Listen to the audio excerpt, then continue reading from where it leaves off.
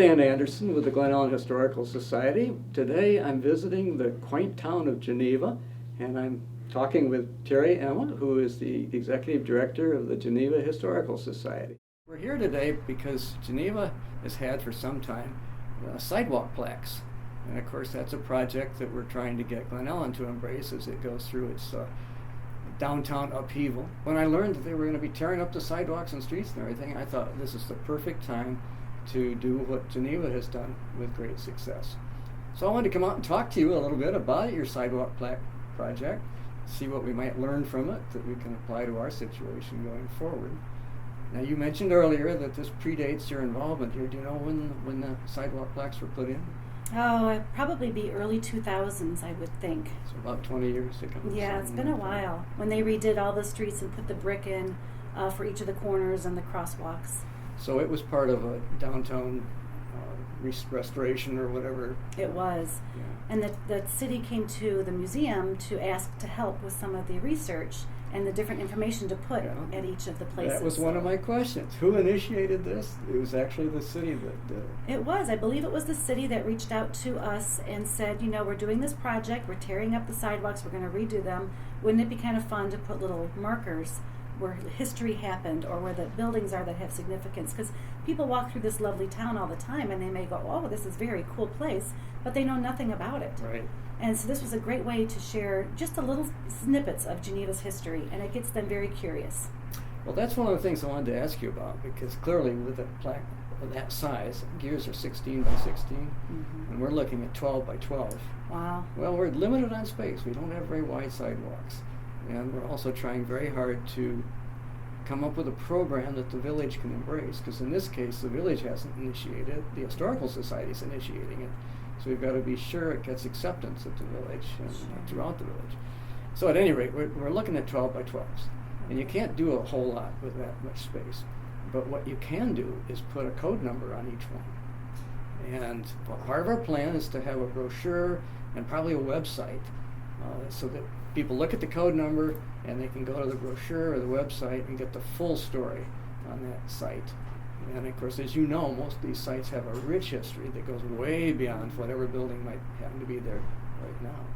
Do you have a brochure or background information to go with your plaques? We do not, because I don't think it was put at the same time together. We do have a walking tour that we give to residents and to the community. We also have a self-guided walking tour that's accessible on our website. They can purchase it on our online store, and they get an immediate PDF on their phone, or their computer and print it out, whatever they're comfortable with. But then it does take them about a 45-minute walk, and it starts at the museum to always include us in part of the history. So this is a PDF they download to their phone. You said there's a fee attached to it? We charge $3, and I have a paper version here in the gift shop.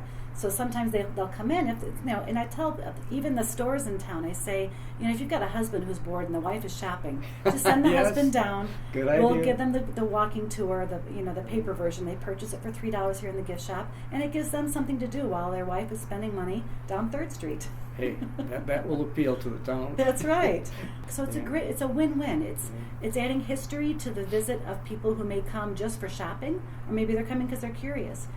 Well, the last thing I want to ask you, and you have a defense because you weren't here when these plaques were put in. Right. But if you had it to do over, what would you do differently? Check the facts very carefully. We have found a few minor things that it's just have to be very careful whenever you do anything in print. And once it gets printed once, it's believed to be true from there on, as you know when you do research. And I think as we've evolved and there's more resources available, back in the day they only had what they had. They didn't have the internet and everything else you can try to check things off of. We do very thorough research. We don't put anything in stone or print unless we can. Yeah, these would be granite. Yes, you can't take it away once it's out there. That would be my only thing. I would say just be very careful as to what you put in print. Actually, one of the things I've pointed out to the village, if we do it the way I'm suggesting we do it, these plaques can be removed. Not by anybody who happens to come along, but with just a simple tool or two, you can take it out and put in an accurate one if you've made a mistake. Well, and if you're going to use a code, you can just fix the website.